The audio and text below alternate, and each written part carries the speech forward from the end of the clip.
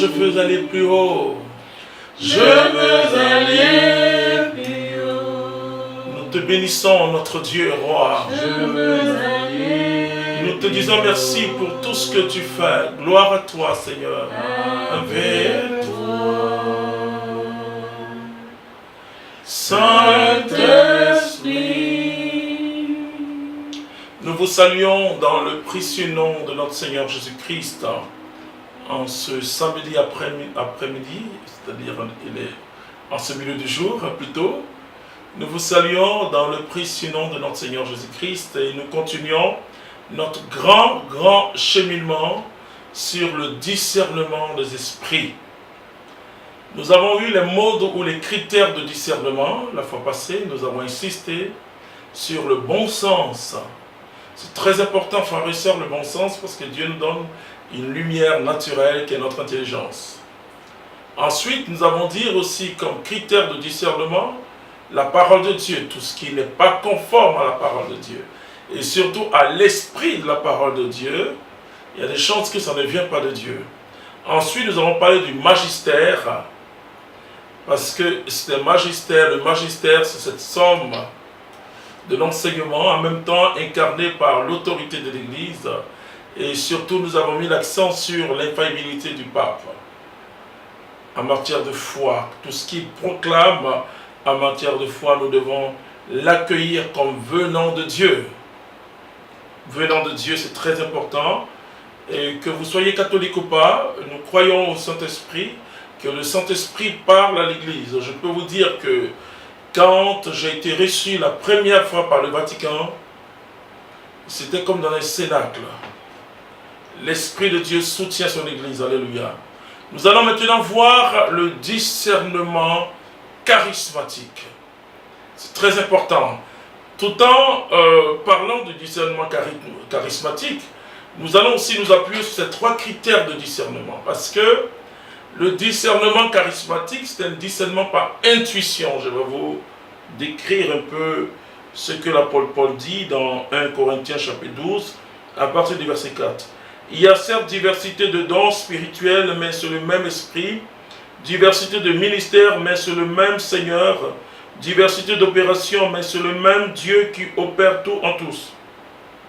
À chacun, la manifestation de l'esprit est donnée en vue du bien commun.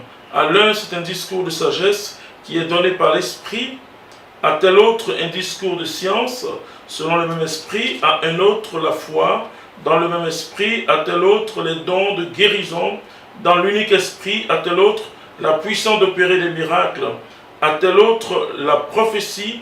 À tel autre, le discernement des esprits. À un autre, les diversités de langues. Tel autre, le don de les interpréter. Mais tout cela, c'est l'unique et même esprit qui l'opère, distribuant ses dons à chacun en particulier, comme il entend. Parole du Seigneur notre Dieu. Alors, qu'est-ce que le discernement charismatique? C'est le discernement, c'est un discernement intuitif, c'est-à-dire que ça jaillit sous l'action du Saint-Esprit. Et ça, c'est très important. Mais ce que je peux déjà vous dire, c'est que ce discernement charismatique, parce que quelqu'un peut venir dire, je suis inspiré, c'est vrai, parfois ça peut nous dépasser. Mais on doit toujours s'appuyer aussi sur les 3 critères, les 3 premiers critères de discernement que je décris, c'est-à-dire le bon sens, la parole de Dieu et le magistère de l'Église. Très important pour discerner. Et c'est pourquoi dans l'Église catholique, c'est la hiérarchie qui discerne. C'est le dire comme cela, ce n'est pas éteindre l'esprit, non. Plutôt l'Esprit Saint, laissez-moi vous dire quelque chose, ma toute petite expérience de 30 ans dans l'Église et dans la vie dans l'esprit, m'a montré que la hiérarchie protège le charisme. Et permet, parce que le charisme, on le reçoit dans notre fragilité humaine. Et si tu crois que quand tu es inspiré, directement il faut agir, tu vas te tromper. Alors je préfère aussi dire ça pour t'aider à mieux comprendre le discernement charismatique qui va nous conduire après, et parce que le discernement des esprits passe en particulier par le discernement charismatique. C'est-à-dire, c'est un discernement. Tu peux ne pas connaître la parole de Dieu, tu peux ne pas être théologien. Et par exemple, cette petite villageoise, que Bernadette, je l'appelle toujours la villageoise, elle n'était pas théologienne, mais quand Marie se révèle à elle comme Immaculée Conception, elle a même du mal à répéter ça. C'est une révélation directe de Dieu. Voilà. Une révélation directe de Dieu, je vais vous dire comment aussi discerner ces révélations directes de Dieu. Et donc, c'est une inspiration de l'Esprit de Dieu. C'est un exercice de ce qu'on appelle, ça fait partie des dons de révélation. Le don charismatique nous permet, nous donne le discernement charismatique. Une fois que l'Esprit de Dieu se manifeste, il nous communique une onction. L'onction provoque en nous une motion intérieure du Saint-Esprit.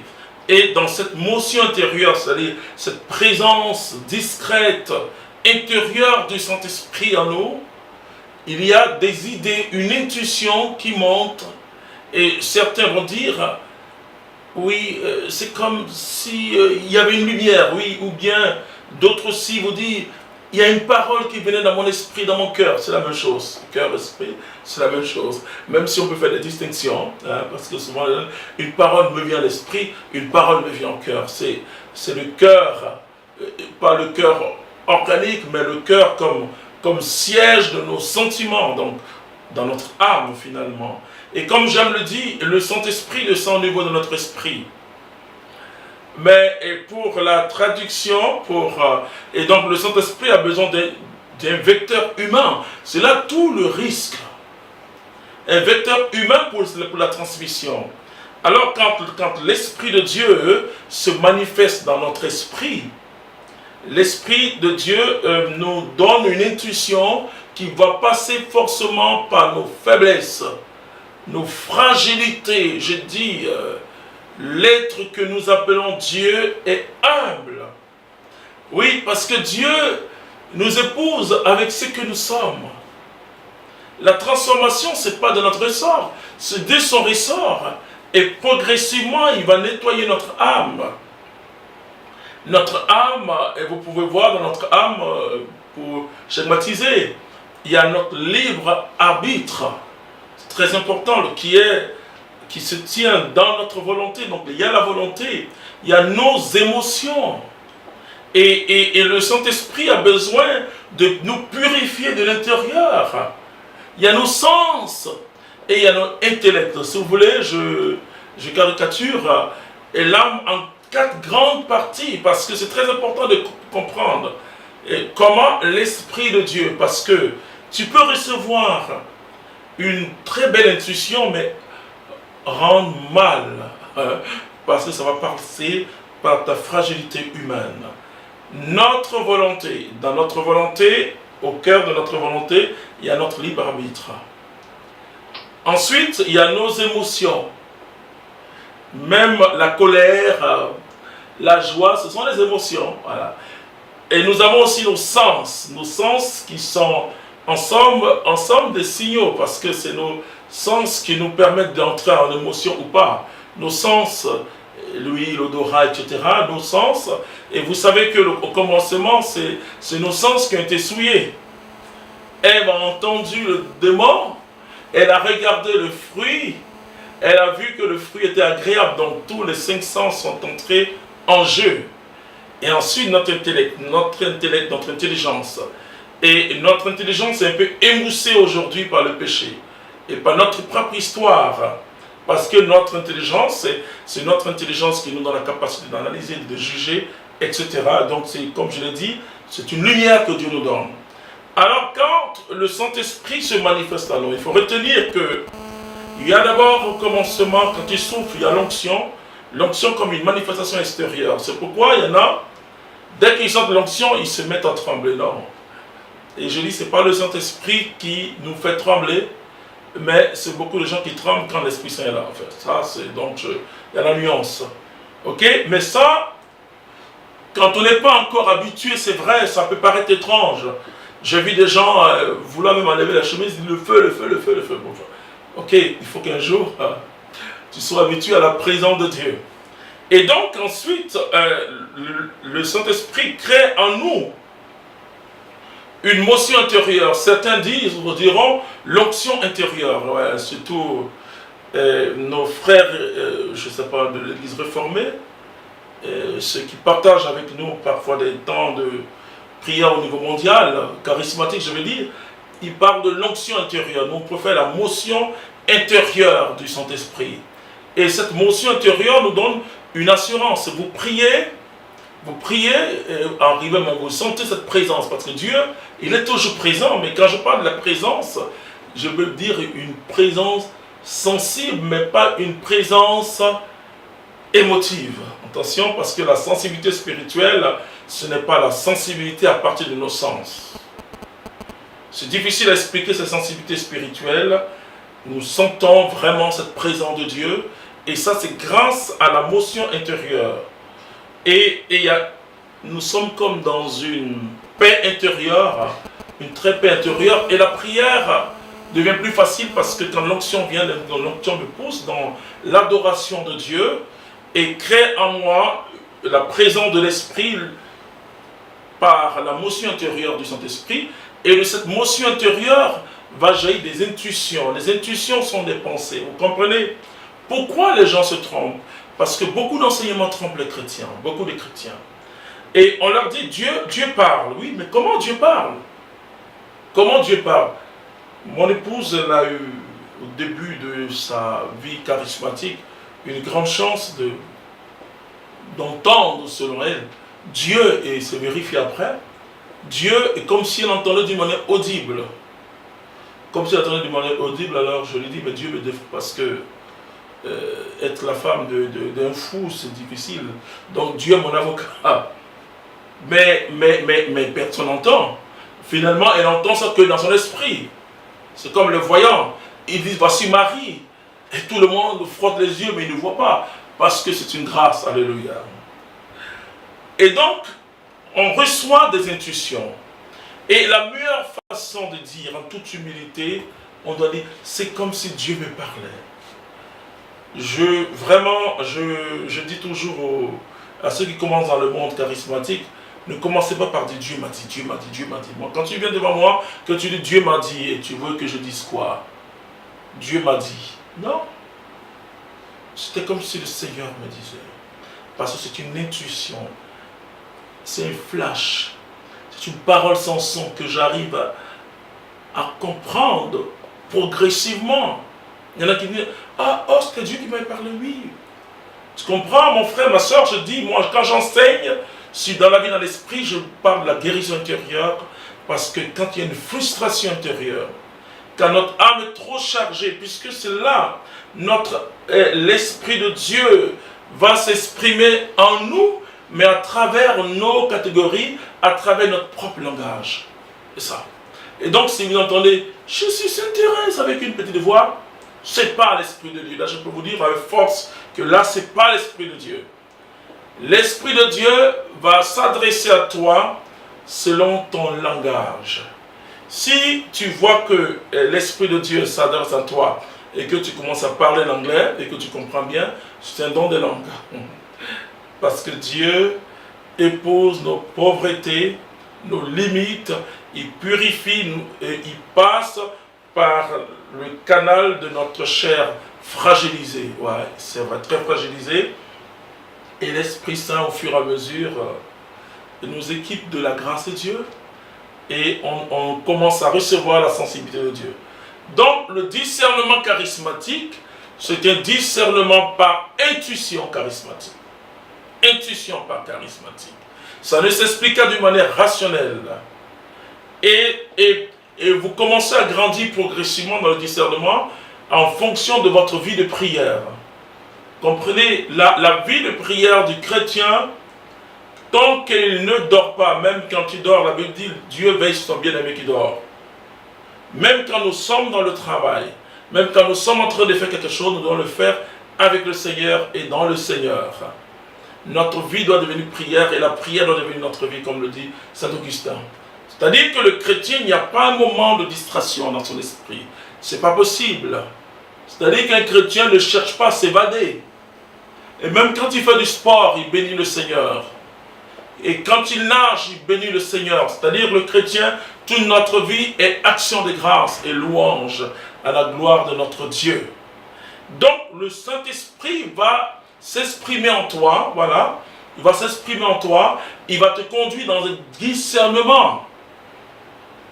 Parfois vous entrez quelque part, quand vous parlez avec une personne, vous avez des flashs de Dieu. Mais ce qui est important, frères et sœurs, et là je veux mettre l'accent là-dessus. Et surtout, je m'adresse aux charismatiques africains. Voilà. Vous savez que le don de révélation, c'est un don très important. Paul situe la prophétie comme l'un des plus grands dons. Voilà. Et un don d'édification, puisque tous les dons, c'est pour l'édification de la communauté. C'est-à-dire que Dieu peut nous donner des grandes révélations à travers le discernement charismatique. Mais ne donnons pas, c'est pas parce que Dieu m'a révélé des choses sur une personne que je vais forcément donner tout ce que Dieu m'a révélé. Jamais de la vie. Et surtout s'il s'agit d'un danger, que la personne sera en danger, Dieu te le dit pour que tu pries. Si il peut arriver que la personne soit victime de la sorcellerie, vous n'avez pas le droit de dire à une personne que c'est tel sorcier qui peut vous tuer. Et quand Dieu, parce que on voit aujourd'hui, parce que c'est vrai que notre siècle est un siècle très béni. Moi je dis aux gens, n'ayons pas peur du souffle de l'esprit. Vous savez, quand l'esprit souffle, il y a aussi des bonnes choses, mais ça peut envoyer dans votre maison des ordures. Donc ça, il faut savoir simplement entretenir votre vie spirituelle quand vous vivez dans l'esprit, parce que vous pouvez avoir en tant que... Parce que malheureusement, quand vous priez pour les gens et que Jésus agit, et les gens ont tendance à s'attacher à vous, donc si vous ne faites pas attention, vous pouvez vous perdre spirituellement, c'est très important. Ce qu'il faut retenir, c'est que Dieu est capable de donner des révélations à quelqu'un. Mais cette personne n'est pas obligée de décrire la révélation. Le prophétisme n'est pas le fait, c'est pas une consultation à la manière africaine, non. Parce que nous vivons selon la foi. Nous ne vivons pas selon la vue, nous vivons selon la foi. Et c'est très important, si quelqu'un vient vous voir, frère, qu'est-ce que Dieu dit de moi? Ne dites jamais quelque chose. Oh là là. Ne dites jamais, si vous dites, voici le Seigneur attend de toi telle chose, vous risquez d'être un gourou pour la personne. Vous dites simplement à la personne, en tant que chrétien, tu dois aimer Jésus-Christ, tu dois prier, tu dois être charitable. Alléluia. Qu'est-ce que Dieu attend de moi? Maintenant, au cours d'une prière, il peut avoir le fait que vous donnez une parole de révélation, sans savoir à qui cette parole s'adresse. Très important. Parce que le don de discernement charismatique peut nous faire sentir des choses de la manière de Dieu, pas la manière émotionnelle. La manière de Dieu, et à partir de cet instant où Dieu me révèle les choses de deux façons. Il me révèle pour l'édification de mon frère ou pour l'aider dans une situation, mais je ne suis pas obligé de dire, frère, écoute, voici ce que Dieu dit de moi. Moi, je dis, il faut vraiment arrêter cette forme. Mais vous pouvez le transformer en genre prière, ou bien, frère, écoute, je pense que tu dois faire tel effort. Voilà. C'est parce que dans tous les exercices de charisme, c'est un trait très important, il doit avoir une liberté très forte, parce que l'esprit, là où il y a l'esprit, il y a la liberté, entre la personne et vous. C'est-à-dire que si vous commencez par dire, ma fille, écoute, Dieu dit, c'est telle personne que tu vas marier. Vous créez une relation de dépendance. Voilà. Elle va vous dire, il est noir, il est blanc, bon, ouais, c'est non, non, non. Mais vous dites, je pense qu'il faut prier, que Dieu, le temps de Dieu est en train d'arriver. Et donc, le discernement, ce n'est pas simplement le fait que je reçois par intuition quelque chose. Mais c'est la manière de rendre cette chose. C'est ça qui est édifiant. Parce que si Dieu dit, par exemple, dans une nation, il aura la guerre, et que vous commencez par dire au plus faible, il aura la guerre, bon, de toute manière, vous faites le jeu du diable, hein, et les gens vont paniquer. Alors que si vous dites, écoute frère, prions, le Seigneur est bon, prions pour la nation, c'est pas la même chose. Donc, d'autres disent, non, mais comme c'est le Seigneur qui m'a donné, non, c'est pas ça. Et c'est pour ça que Paul dit, triez et retenez ce qui est utile. Et quand il parle à l'église de Thessalonique, il dit, triez et ne méprisez pas les prophéties, mais triez et retenez ce qui est utile pour la communauté. C'est-à-dire que tu peux avoir un don de révélation. Par exemple, vous pouvez être protestant, vous avez un don de révélation, on le voit, mais ça ne marche pas dans notre église catholique. Parce que nous avons une tradition, moi je suis un peu de l'école de Saint-Jean-la-Croix, voilà. Une tradition doit avancer dans ce qu'on appelle la nuit de la foi, c'est-à-dire que c'est... Et puis la petite Thérèse, elle voulait des estalles, elle voulait vraiment des dons extraordinaires comme sa sainte patronne, Sainte Thérèse d'Avila, mais elle n'a rien eu. Alors elle dit, à l'estage, je préfère la monotonie de la vie de chaque jour. La sainteté se construit dans la vie de chaque jour. Pas forcément avec des dons extraordinaires, mais dans le service chaque jour. Et nous qui sommes en communauté, on sait comment, on sait le bienfait des services. Un frère qui vient vous aider alors que vous voulez laver votre assiette, il vous voit malade. Voilà. Et c'est ça la sainteté qui s'est fait. Et charisme peut aussi nous renseigner que quand on le fait vraiment dans un esprit de service, c'est très important, c'est très très important.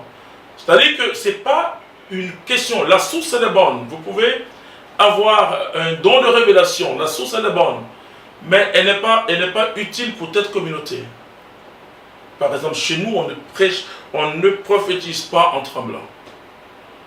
Même si vous dites que Dieu a fait tomber la lune sur nous, Dieu va nous bénir, on va dire, ok, monsieur, soeur, frère, assois-toi. Je n'écoute pas une prophétie en transe. Je n'écoute pas ça. Je n'écoute pas ça. Pourtant, on peut prophétiser en transe, mais ce n'est pas propre à notre culture communautaire. Comprenez? C'est pour ça que je parlais du discernement qui est contextuel. Nous devons grandir dans le discernement charismatique. Parce que il y a des réponses rapides à donner. Vous voyez, il y a des réponses rapides à des situations de choix à faire. Des situations de choix. Par exemple, quand quelqu'un est rempli de la vérité et quand la personne nous parle, si vous avez le discernement charismatique, vous savez ce que j'appelle le poids spirituel de la personne, si vraiment c'est une personne qui aime Dieu ou pas. Mais comme je l'ai dit, vous n'avez pas besoin de dire à la personne qu'elle aime Dieu, ou bien parfois, ce n'est pas tous les jours. Hein. Quand la personne, ce n'est pas la vérité, vous le savez, mais il ne faut pas le lire, que ce n'est pas la vérité ce que tu me dis. Voilà. Parce qu'il y a l'éducation, c'est dans la dit, mais comment, comme Jean-Baptiste, Dieu a dit, et puis il faut, non, attention, il ne faut pas être fondamentaliste, il faut être docile à l'Esprit Saint.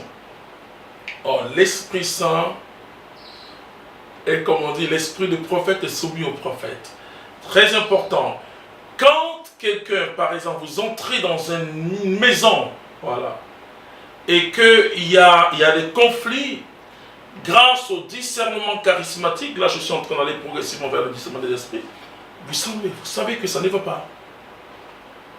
Alors qu'est-ce que vous voulez faire? Vous devez faire amener la joie de Jésus. Amener la joie de Jésus ressuscité. La seule chose qu'il ne faut pas faire, et c'est ça qui fait mal, ne jouez pas au prophète, vous voyez. Ayez une relation simple avec les gens. Même ceux qui viennent, qui vous ont vu pendant sur un podium en train de donner des paroles de connaissance, tout ça, montrez-leur qu'ils sont vos frères et sœurs, que vous êtes les mêmes. Voilà. Je disais à une personne, et que moi-même, il y a des choses que je demande à Dieu, donc ne me demande pas qu'est-ce que Dieu dit de toi. Voilà. Donc, parce que quand nous avons fini de prophétiser, nous avons fini d'exercer le charisme, nous retournons dans la foule. C'est très très important. Très très important. Et donc, on grandit aussi dans le don de discernement quand on est accompagné spirituellement. De toutes les manières, vous ne pouvez pas faire autrement. Si vous croyez que Dieu vous utilise, il faut chercher l'accompagnateur. Sinon, laissez-moi vous dire que vous serez fou. Vous serez fou parce que les hommes vont s'attacher à vous. Et même quand vous n'êtes pas sous l'inspiration de Dieu, vous voulez prophétiser parce qu'on vous a dit, moi, un jour, c'était dans une église, le responsable du renouveau, là je parlais 91, hein.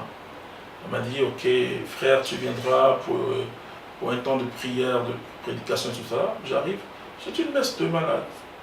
Ok? Et donc le prêtre fait après la procession de ce sacrement. Et le frère, il me dit, j'ai fait venir un frère du renouveau de Cocody et il va maintenant donner les paroles de connaissance. Oh! Je t'ai cassé. Comment on peut donner la parole de connaissance? Et il est à côté de là, et j'étais assis, il dit, viens, tout le monde va. Je me sens tellement ridicule que j'ai dit, Seigneur, bon, le Seigneur me pousse à chanter en langue. Et vraiment, ça paraissait comme un concert de chant en langue. Jusqu'à ce que les premières paroles de connaissance viennent. Donc, ce n'est pas automatique. C'est vraiment pas automatique. Je ne peux pas dire je vais pour guérir, d'ailleurs c'est pas nous qui guérissons, je vais pour prophétiser, non, c'est sous l'inspiration de Dieu. Sous l'inspiration de Dieu. Ce n'est pas un pouvoir qu'on exerce, c'est une inspiration de Dieu. Et c'est très très important. Et je dis parce qu'aujourd'hui, dans certaines églises que je respecte, hein, moi je respecte, ouais. Beaucoup prophétisent comme ça, on me pose beaucoup de questions, frère, est-ce que c'est possible? J'ai dit oui, c'est possible.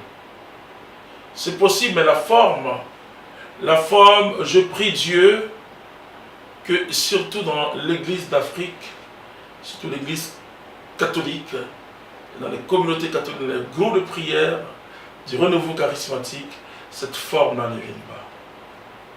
Où on peut appeler quelqu'un d'écrire. On peut l'écrire. Pour ceux qui ont été bénis, et là je parle de ceux qui connaissent le père Norbert Bécan, qui a reçu un don extraordinaire de parole de connaissance, on décrit progressivement. On décrit progressivement. C'est-à-dire que Dieu donne une parole et la personne n'a pas bien saisi, Dieu te donne une autre parole et tu le sais, c'est vraiment un don extraordinaire parce que tu sens que la personne n'a pas saisi. Ne me demandez pas comment on sent, mais tu le sais, je ne sais pas comment vous expliquer. Tu le sais par le Saint-Esprit, je le dis toujours, par le mouvement du Saint-Esprit en toi, tu sais que la personne n'a pas saisi et tu le donnes graduellement. Mais aussi on peut demander à Dieu de nous donner une révélation totale sur une personne. Mais je dis, ce n'est pas pour décrire. Parce que ça paraît, on retourne un peu, pour les Africains, ça rappelle un peu les Comians, les devins, etc. Non, parce que eux, ils présentent leur pouvoir, enfin, le devin ou le féticheur, voilà, alors il décrit. Dieu peut nous donner, il donne aujourd'hui beaucoup ce charisme, je dis l'exercice, c'est peut-être en privé. Voilà. En privé qu'il faut le faire. Voilà, c'est ce que Jésus recommande. Et parfois quand il guérit, les gens disent, voilà, n'allez pas dire ne me suivez pas ou n'allez pas dire que c'est bon. Voilà. C'est ça. Parce que c'est très important pour celui qui exerce un ministère de s'effacer. L'effacement te met à l'abri contre le diable. Et quand tu n'es pas effacé, puisque le diable, ce qu'il veut, ce sont les vedettes qu'il cherche. Il cherche les vedettes. Alors que le serviteur de Dieu, il est caché comme Élie et Élisée, il vit pratiquement dans la grotte. Quand tu sors, c'est pour donner la parole de Dieu et pour entrer. Ce n'est pas un artiste. C'est très important. Il peut avoir des révélations directes. Ça, ne dites pas aussi que c'est le diable, parce que Dieu est puissant. Voilà. Mais selon moi, ma catéchèse charismatique, je dis, ce n'est pas correct. C'est la forme de décrire. Parce que quand vous décrivez, les gens ne s'attachent plus à Jésus. Il le dit. Parfois, il y a des missions où je dis au Seigneur, Seigneur, écoute, les gens aiment tellement les guérisons, ils aiment tellement. Et puis Dieu, alors que je parle, il me surprend dans le tête. Voilà, bon, je dis, Dieu, tu es plus intelligent que moi. Parce que ce que nous devons faire, nous devons aider le peuple de Dieu à lui-même, à chaque chrétien, on doit l'aider à expérimenter la foi.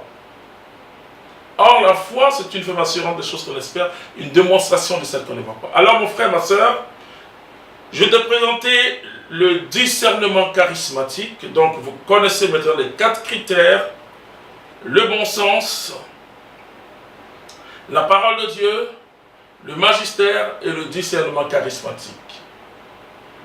Le mardi, nous allons parler de discernement des esprits. 3 sortes d'esprits existent dans l'univers. L'esprit de Dieu, l'esprit de l'homme et l'esprit du démon. Et nous allons voir comment on discerne. Déjà, en donnant les critères, ça va vous permettre de discerner. Le chrétien, ce n'est pas celui qui voit le démon partout, mais c'est celui qui affirme l'omniprésence de Dieu. C'est très important. Sinon, on tombe dans ce qu'on appelle le dualisme. Il y a un seul être qui est incréé, c'est Dieu. Alors, le discernement des esprits, c'est un don de Dieu. Et tu peux avoir toute la connaissance possible. Toute la connaissance possible. Mais c'est dans la prière, dans ta vie chrétienne, une vie chrétienne dans l'Esprit Saint, que Dieu te donne cette grande révélation. Et nous avons besoin dans notre siècle aujourd'hui d'avoir et de comprendre d'abord le discernement des esprits et de l'exercer dans les normes. Alors, je crois, mon frère, ma soeur, que Dieu veut te donner les dons de révélation, mais tu dois demander simplement à Dieu de te mettre au service de son peuple. Parce que les charismes sont des éléments de service, tout simplement. Ce sont des éléments de service, et quand le Seigneur nous envoie en mission, depuis ton baptême, laisse-moi te dire que tu es envoyé en mission. Si tu n'exerces pas actuellement les charismes, dis-toi, est-ce que tu as commencé la mission? Parce que on ne doit jamais dire théologiquement un baptisé va en mission. Dans le sacrement du baptême, il y a l'envoi en même temps en mission. C'est-à-dire que ce sacrement est un sacrement fort, un sacrement de nouvelle naissance. Et pour marcher avec Jésus, on devient disciple de Jésus. Alors je vais prier pour toi. Je veux que l'Esprit de Dieu t'habite d'une manière forte et que Dieu te communique le discernement charismatique. Tu dois comprendre l'onction, la motion du Saint-Esprit et les intuitions que Dieu va mettre dans ton cœur. Et comme je le dis, tu dois commencer par dire, c'était comme si le Seigneur me disait. Mais ne dis pas, Dieu m'a dit. Non, ça rend illuminé. Parce que c'est pas comme ça se passe, mon frère, ma soeur. C'est pas comme cela, ça se passe. Et Dieu va t'utiliser avec ta fragilité, avec ta pauvreté, avec même tes limites. J'ai vu des gens qui confondaient le rouge et le bleu, ou toutes sortes de couleurs, et avec son langage même, en mettant le à la place de là, Dieu a donné quand même des paroles. Voilà, c'est ça. C'est là qu'on voit que c'est authentique. C'est de me dire, mais si c'est vraiment le Seigneur, mais pourquoi il casse la grand-mère? Voilà. C'est-à-dire, pourquoi il fait des fautes? Non.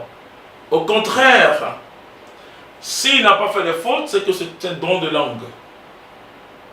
Mais s'il fait des fautes, en ce moment-là, Dieu a utilisé sa pauvreté et c'est comme ça qu'il va t'utiliser. Dieu ne va pas parler en toi avec le langage de quelqu'un d'autre. Ne rêve plus, quoi. Entendre dans votre cœur, je suis l'Éternel, je suis Dieu, écoute, non, c'est pas comme ça. Il faut faire très attention, celui qui peut dire ça, c'est pas Dieu. C'est la continuité du mystère de l'incarnation. C'est Dieu vient vivre avec toi, avec tes limites, puis il y a une transformation qui va se faire. Alors, mon frère, ma soeur, je prie que Dieu te comble. Seigneur notre Dieu, merci pour tous ceux qui nous suivent. Merci en ce samedi. Gloire à ton nom, puissance à toi. Bénis-les, tous ceux qui sont là, ceux qui sont peut-être à table en ce milieu de jour, le samedi 16. Comble-les, Seigneur. Comble tous ceux qui nous suivent depuis longtemps sur ce thème de discernement. Seigneur, ton Église a besoin de personnes capables d'accompagner, capables de discerner. Merci pour les charismes que tu répands sur ton Église. Mais Seigneur, donne-nous de personnes capables d'accompagner et surtout d'accompagner dans le discernement charismatique. Sentir les charismes, discerner les charismes, confirmer les charismes, infirmer ce qui n'est pas des yeux. Seigneur, merci pour tout ce que tu fais. Éternellement. Amen. Au nom du Père, du Fils et du Saint-Esprit.